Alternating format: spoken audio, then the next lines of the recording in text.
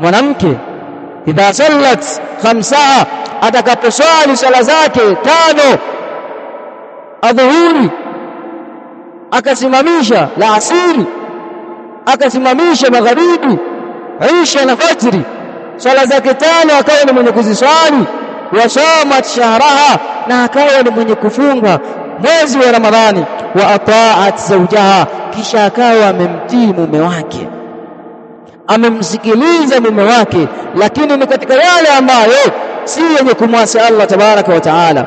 Vile vile wahafidhat farjaha, na akahifadhi tupu yake, akawa si mwenye kuruhusu tupu yake kutumika kwa mtu ambaye si halali yake. Qila laha, ataambiwa siku ya Kiyama, udkhilil janna, ingia katika pepo ya Allah tabaraka wa taala, min ayi abwabi shiti, katika mlango wote ambao unautaka. Angalieni matendo yalivyokuwa ni machache na ujira wake ulivyokuwa mkubwa.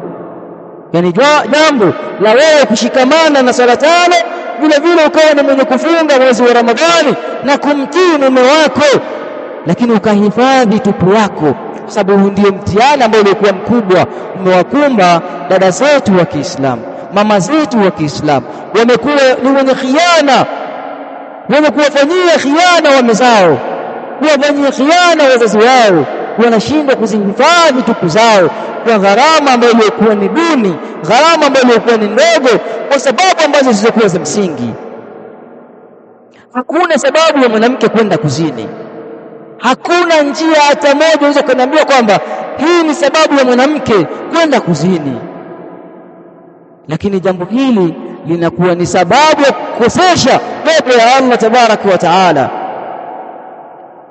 Angalia haya matendo ambayo Mtume sallama aliyoyataja, inakuwa ni sababu ya wewe kuingia katika pepo ya Allah tabaraka wa taala.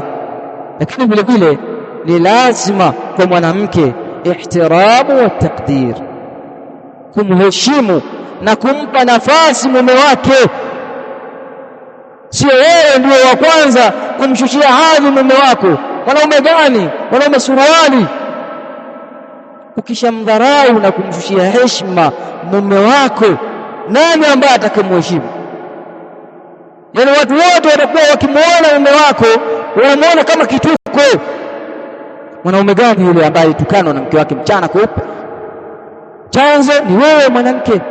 Kwa ni lazima kwa mwanamke kuweza kumheshimu mume wake na kumpa hadhi na heshima.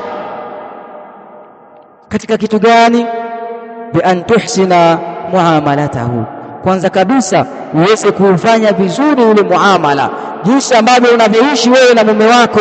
Mume wako ajisikie burudani, raha, amani ya nafsi, kwamba hapa nina mke.